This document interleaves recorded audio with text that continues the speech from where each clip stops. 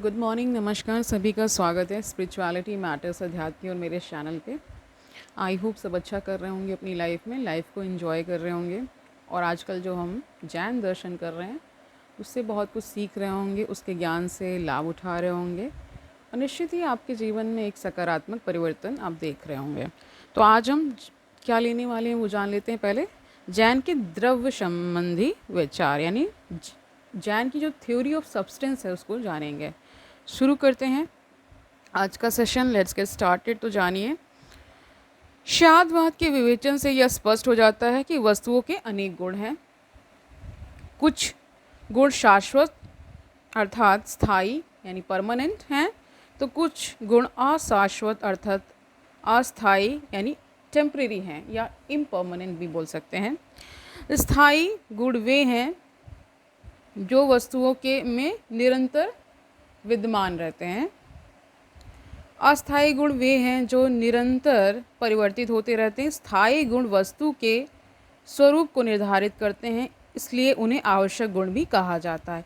अस्थायी गुण के अभाव में भी वस्तु की कल्पना की जा सकती है, इसलिए इन्हें अनावश्यक यानी रिक्वायर्ड नहीं है, अनावश्यक गुण भी कहा जाता है।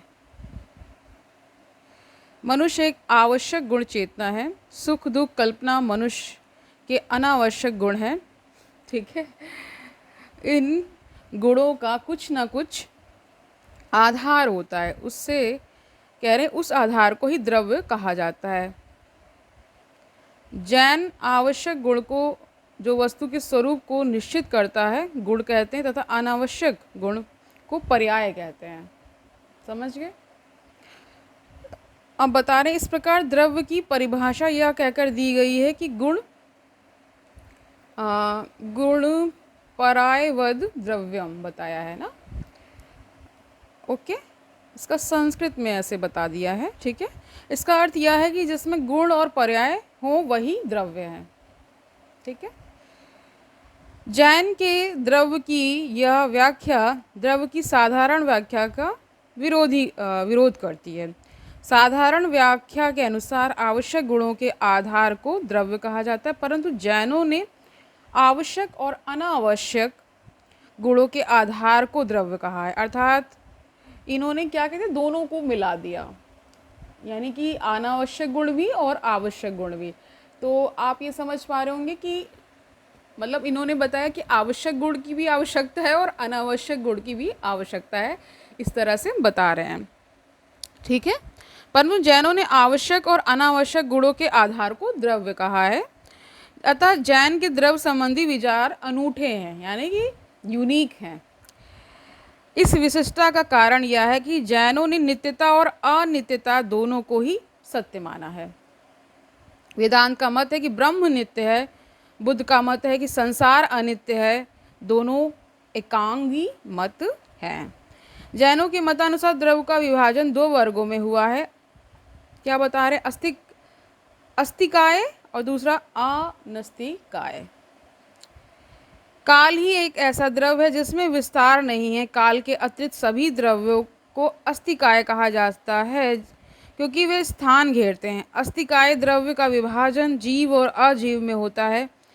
जैनों के जीव संबंधी विचार की चर्चा हम अलग जीव विचार में करेंगे। यहाँ पर अजीव तत्व के प्रकार और रूप पर विचार करेंगे।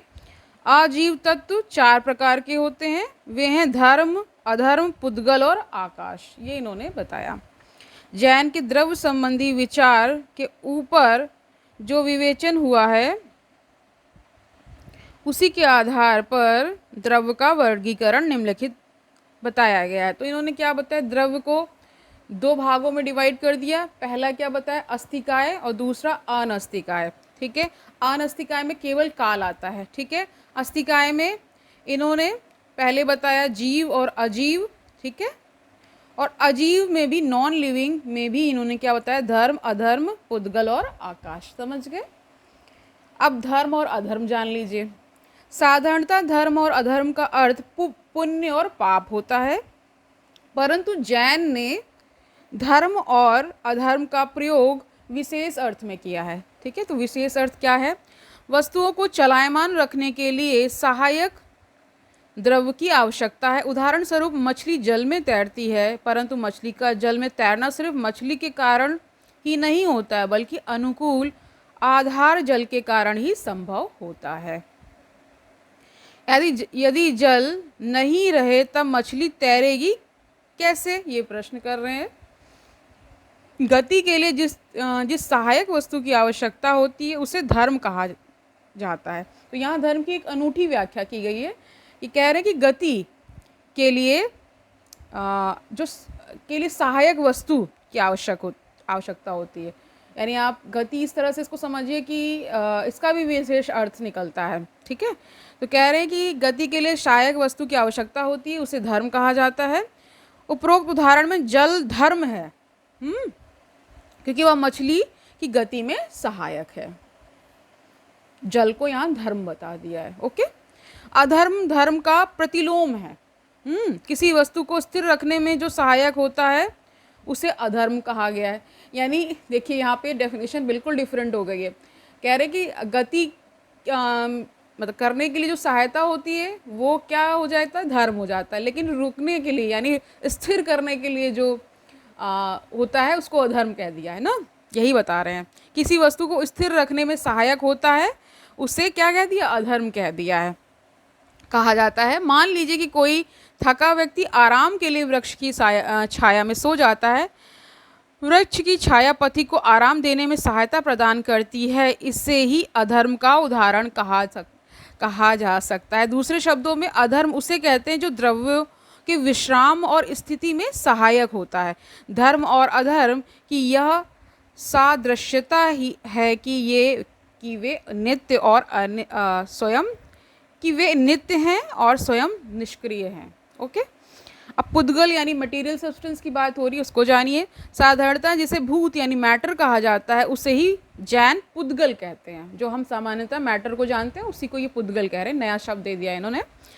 भौतिक द्रव्यों को पुद्गल कहा जाता है जिनका संयोजन और विभाजन हो सके।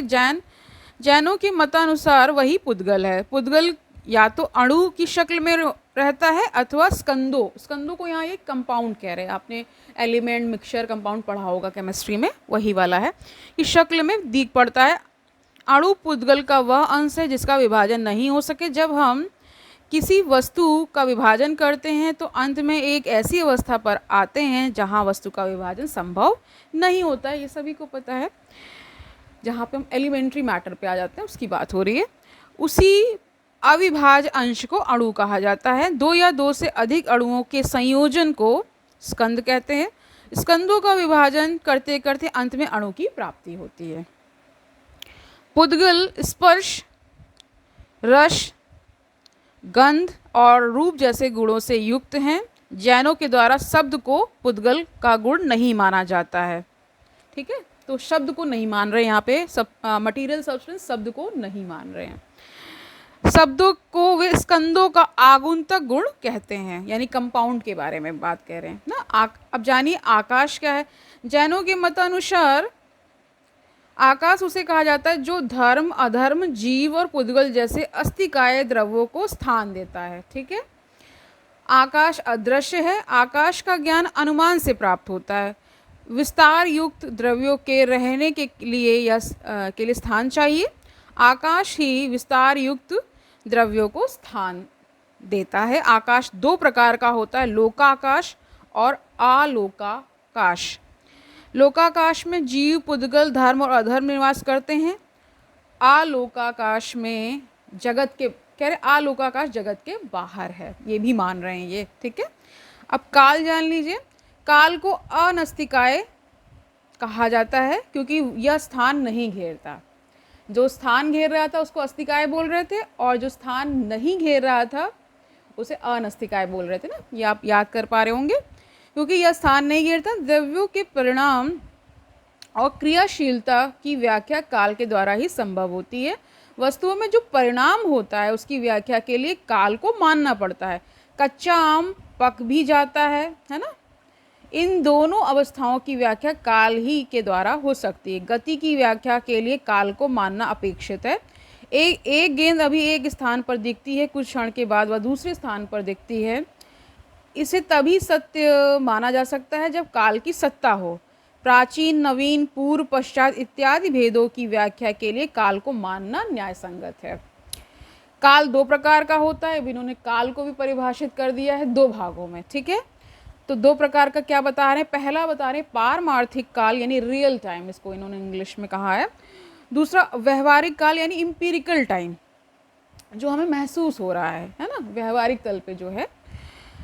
क्षण, प्रहर, घंटा, मिनट इत्यादि व्यवहारिक काल के उदाहरण हैं। इनका आरंभ और अंत होता है। व्यवहारिक काल को ही हम समय कहते हैं, परंतु पारमार्थिक काल नित्य और अमूर्त है, ठीक है। अमूर्त का मतलब आप समझिए, एब्स्ट्रैक्ट की बात हो रही है, ठीक है। तो आप समझ पा रहे हैं कि ये डिवीज़न किस प्रकार हो रहा है, ठीक है। थोड़ा सा अलग इसलिए भी रहता है क्योंकि जो इसके एक तरह से कहते हैं, इसके जो रचयिता हैं, है ना, उनकी सोच किस प्रकार रही होगी, इससे ये भी पता चलता है। अब इन्होंने धर्म को क्या बताया, जैसे उदाहरण के लिए बताया था, जो मछली है पानी में तैरती है तो वहाँ पे बता रहे पानी उसके लिए धर्म हो जाता है, ठीक है, मछली के लिए। और एक और उदाहरण उन्होंने अधर्म का क्या दिया कि मान लीजिए कोई पथिक है यानी राहगीर है, वो विश्राम करने के लिए पेड़ की छाया लेता है, पेड़, तो उसको पेड़ की छाया को और पेड़ को उन्होंने क्या बता दिया, अधर्म बता दिया, ठीक है। तो ये थोड़ा अनूठा उदाहरण हो जाता है, ओके। और इन्होंने पुद्गल स्पर्श, रस, गंध और रूप जैसे गुणों से युक्त है ऐसा बताया है ना। जैनों के द्वारा शब्द को पुद्गल का गुण नहीं माना जाता है, ये भी बता दिया, ओके। आज के लिए हम इतना ही रख रहे हैं। कल हम इनका क्या जानने वाले हैं, जैन का जीव विचार यानी कि जैन थ्योरी ऑफ सोल और जीवा, इन्होंने इसको बोला है, ठीक है, ओके फाइन। तो इसको हम जानेंगे, ये कल हम करने वाले हैं। तो आई होप आज का सेशन आपको समझ में आया होगा, आपने इसका आनंद लिया होगा, आप इससे बहुत कुछ सीख पाए होंगे। अगर कहीं कुछ संशय मन में है, कुछ और जानना चाह रहे हैं तो मुझे कमेंट सेक्शन में बताइए, मैं निश्चित ही आपका उसका उत्तर देने की कोशिश करूँगी, ठीक है। तो कल मिलते हैं, तब तक आनंद से रहिए, सुखपूर्वक अपना जीवन व्यतीत करिए, दूसरों को सुखी करिए, और ये भी याद रखिए कि जैन धर्म कितना आवश्यक है। जानते रहेंगे, कुछ नया सीखते रहेंगे, ठीक है। कल मिलते हैं, तब तक के लिए हरिओम तत्सत।